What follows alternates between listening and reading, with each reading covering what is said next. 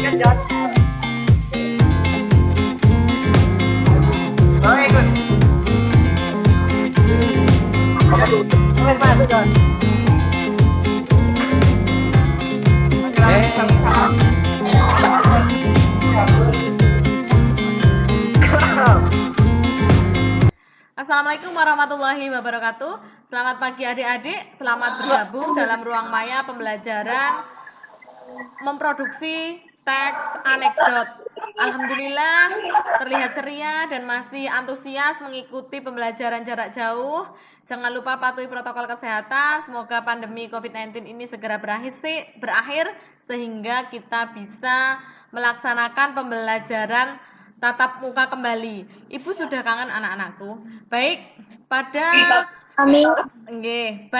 pertemuan yang ketiga ini kita akan melanjutkan dari yang kemarin. Kita sudah melakukan menganalisis struktur, ciri, dan kebahasaan teks anekdot. Kemudian kita sudah membuat pola penyajian, merekonstruksi pola penyajian anekdot ke dalam bentuk yang berbeda.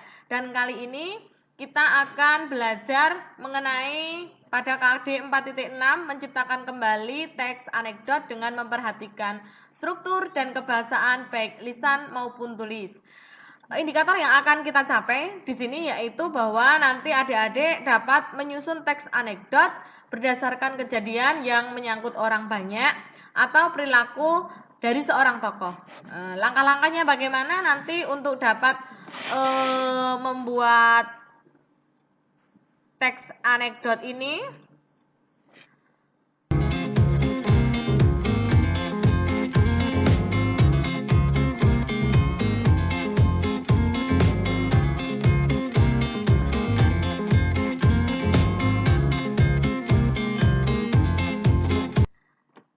Baik anak-anak, kita akan membahas mengenai menyusun teks anekdot. Pada pertemuan yang lalu kita sudah merinci, menganalisis tentang struktur, ciri, dan kebahasaan teks anekdot. Pada kesempatan kali ini kita akan menyusun teks anekdot. Apa itu menyusun teks anekdot? Ya, langkah-langkah untuk membuat teks anekdot yaitu langkah yang pertama kita harus menentukan topik sebagai masalah yang akan kita sorot. Langkah yang kedua yaitu menentukan tokoh terkait. Langkah yang ketiga menentukan peristiwa yang menjadi latar belakang. Langkah yang keempat merinci peristiwa dalam alur anekdot yang meliputi abstraksi, orientasi, krisis, reaksi, dan koda. Kemudian yang kelima mengembangkan kerangka anekdot menjadi sebuah cerita yang utuh. Dan yang terakhir adalah kegiatan menyunting, di mana nanti kita akan mengevaluasi kegiatan-kegiatan yang sudah dilakukan untuk menjadi sebuah teks anekdot yang baik. Selanjutnya, sebelum kita membuat teks anekdot, kita perlu membuat kerangka teks anekdot terlebih dahulu. Kerangka yang akan kita gunakan yaitu bagaimana seperti pada struktur teks anekdot, kita tentukan kira-kira abstraksi, orientasi, krisis, reaksi, dan koda. Dan ini adalah hanya hal-hal pentingnya saja ya adik-adik. Nanti akan kita kembangkan pada kegiatan mengembangkan atau memproduksi teks anekdot nanti berdasarkan kerangka yang sudah adik-adik buat tentunya dengan struktur seperti ini.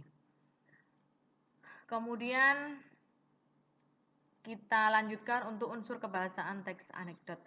Pentingnya kita dalam memproduksi teks anekdot untuk memperhatikan unsur kebahasaan teks anekdot. Yang pertama, kalimat yang menyatakan peristiwa masa lalu, bahwa peristiwa anekdot itu tentunya sudah pernah terjadi. Jadi bukan besok tapi ini lampau. Kemudian yang kedua mengandung kalimat retoris. Yang ketiga penggunaan konjungsi yang menyatakan hubungan waktu. Nomor 4-nya penggunaan kata kerja aksi. Nomor 5 penggunaan kata perintah. Dan yang ke-6 penggunaan kalimat seru. Dari masing-masing ini nanti akan harus diperhatikan dalam menyusun teks anekdot. Setelah semuanya dikembangkan, Kemudian hal terakhir yang harus Anda lakukan yaitu menyunting teks anekdot. Yang pertama, menyunting dari segi isinya dulu. Saat menyunting, isi penulis harus memperhatikan kejelasan topik, kelucuan, dan kekritisan. Selain itu, teks juga harus diperhatikan agar tidak mengandung fitnah dan unsur sara.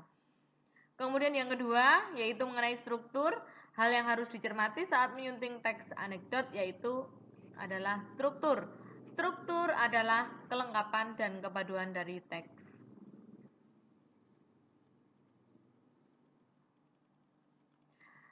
Sekian presentasi mengenai teks anekdot.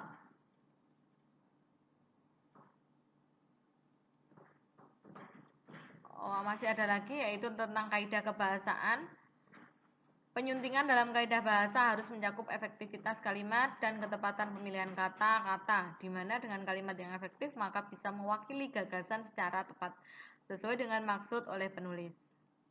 Yang keempat adalah ejaan. Terkadang penulisan kata yang tidak baku diperlukan untuk membangun kalimat percakapan dalam anekdot. Akan tetapi secara keseluruhan anekdot perlu menggunakan ejaan yang baku. Ejaan meliputi penggunaan kata baku, tanda baca, dan penulisan huruf, baik huruf kapital, huruf miring, ataupun cetak tebal. Saya kira cukup, itu presentasi dari Ibu. Silakan nanti bisa di-download pada LMS Google Classroom. Ibu sudah mengupload semua materi, baik video, PowerPoint, maupun bahan ajar. Terima kasih.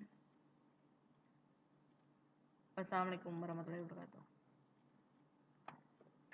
Baiklah anak-anakku, bahwa pembelajaran yang ketiga ini sudah selesai, di mana Ibu harapkan kalian bisa menguasai materi yang sudah Ibu berikan. Kemudian marilah kita tutup kegiatan pembelajaran hari ini dengan berdoa. Menurut keyakinan masing-masing, berdoa dipersilahkan. Selesai. Terima kasih sudah mengikuti pembelajaran pada ruang maya. Tetap semangat dan Ibu akhiri. Wassalamualaikum warahmatullahi wabarakatuh. Waalaikumsalam warahmatullahi wabarakatuh.